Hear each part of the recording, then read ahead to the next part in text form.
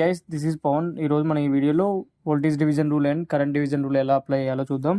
ఇట్లా సర్క్యూట్ ఇచ్చినప్పుడు మనని V1, V2, V3లు అట్లా కనుక్కోమని అంటారు. అప్పుడు ఏం చేయాలంటే ఫస్ట్ V1 కావాలంటే V1 is equal to total voltage అంటే V ఇంటూ మనకి ఎక్కడైతే వోల్టేజ్ కావాలో ఆ రెసిస్టెన్స్.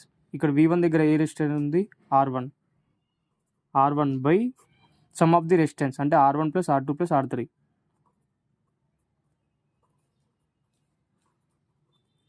ఇట్లా ఇది V1 ఫైండ్ అవుట్ చేయాలంటే ఇలా. సేమ్ అలానే మనకి V2 కావాలంటే V2 is equal to total voltage. మనకి ఎక్కడ వోల్టేజ్ కావాలో ఆ resistance by some of the resistance. Same R1 plus R2 plus R3. V3 కూడా సేమ్ అంతే, V into R3 by R1 plus R2 plus R3. ఇలా find out చేయాలి. ఇప్పుడు మనం ఒక ఎగ్జాంపుల్ ప్రాబ్లం చూద్దాం.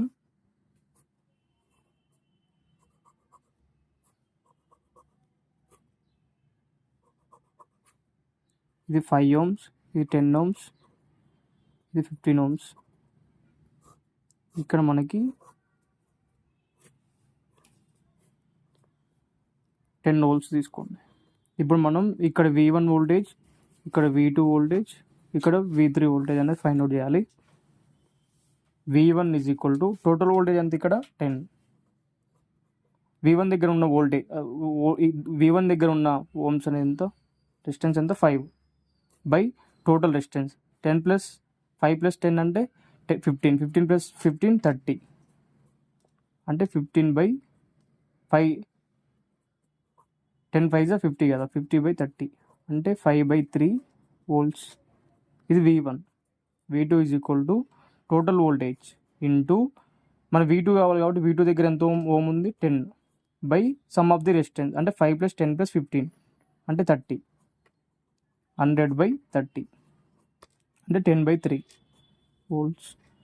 V3 is equal to 10 into V3 దగ్గర 15 by 30, 150 by 30 అంటే 0 క్యాన్సిల్ అయితే 5 volts వస్తుంది. ఇలా మనం వోల్టేజ్ డివిజన్ రూల్ అనేది ఒక సర్క్యూట్కి ఇట్లా అప్లై చేయాలి. సేమ్ ఇప్పుడు కరెంట్ డివిజన్ రూల్ ఎలా అప్లై చేయాలంటే ఇట్లా సర్క్యూట్ ఇచ్చినప్పుడు మనకి ఇప్పుడు I1 కావాలనుకో, I1 is equal to total current. ఇప్పుడు ఇది టోటల్ కరెంటేగా ఈ సర్క్యూట్లో, టోటల్ కరెంట్ ఇంటూ ఇప్పుడు I1కి ఇక్కడ I1 అనేది ఇలా ఫ్లో అవుతుంది, I2 ఇలా ఫ్లో అవుతుంది. Total current into opposite resistor. ఇప్పుడు I1 దగ్గర ఆపోజిట్ రెసిస్టర్ ఏముంది? R2 by R1 plus R2 అంటే సమ్ ఆఫ్ ది రెసిస్టెన్స్. ఇది ఈక్వేషన్ 1 అనుకోండి. ఇప్పుడు I2 కావాలి మనకి, I2 కావాలి కాబట్టి same total current into opposite resistor. R2కి ఆపోజిట్ ఏముంది? R1 by R1 plus sum of the resistance అంతే 2. ఇలా ఫైండ్ అవుట్ చేయాలి. అంటే I1 I2 వాల్యూస్ అని మనకి తెలియకపోతే ఇట్లా ఫైండ్ అవుట్ చేయాలి. ఒక ప్రాబ్లం చూద్దాం మనం ఇక్కడ చూసినట్టయితే ఇది ప్రాబ్లం మనం ఇందులో ఏమడుతుందంటే I1, I2, I3, I4 అంటే ఫైండ్ అవుట్ చేయాలి using current division rule apply చేసి. ఇప్పుడు మనం I1ని ఫస్ట్ ఫైండ్ అవుట్ చేయాలంటే I1 is equal to total current. ఇప్పుడు టోటల్ కరెంట్ అంటే ఇదే 10 ఇంటూ ఆపోజిట్ రెసిస్టర్. ఇప్పుడు మనకు కావాల్సింది I1కి ఆపోజిట్ రెసిస్టర్ ఎంత 2 by some of the resistance 5 plus 2 7 అంటే 20 by 7 amps. I2 is equal to మనం ఇప్పుడు I2 ఫైండ్ అవుట్ చేద్దాం. టోటల్ కరెంట్ ప్రతిసారి మనం ఇలానే చేయాలి. ఆపోజిట్ రెసిస్టర్ ఇప్పుడు 2 ohmsకి ఆపోజిట్ రెసిస్టర్ ఏముంది? 5 by some of the resistance 7, 50 by 7 amps. ఇప్పుడు ఈ I అనేది is equal to out going currents అంటే I is equal to I1 plus I2 కదా. ఇప్పుడు ఈ రెండు కరెంట్స్ కూడా అవతల సైడ్ పోతాయి కాబట్టి I1 ప్లస్ I2 వస్తుంది. ఇప్పుడు మనం I3ని ఫైండ్ అవుట్ చేద్దాం. ఇప్పుడు ఈ 10 amps అనేది ఈ రెండింటికి డివైడ్ అవుతుంది. సేమ్ ఇప్పుడు ఆ డివైడ్ అయిన కరెంట్ ఇటు సైడ్ లీవ్ అవుతుంది. అప్పుడు I3 అనేది టోటల్ కరెంట్ అంటే సేమ్ 10 వస్తుంది. 10 ఇంటూ ఇప్పుడు I3కి ఆపోజిట్ ఏముంది?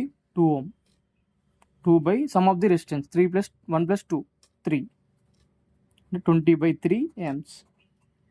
నెక్స్ట్ I4 టోటల్ కరెంట్ అంటే ఇదిగా 10 బై ఇప్పుడు 2కి ఆపోజిట్ రెసిస్టర్ ఏముంది 1/3 10/3 amps. ఇలా మనం ఫైండ్ అవుట్ చేయాలి. Thanks for watching. Please do subscribe my channel.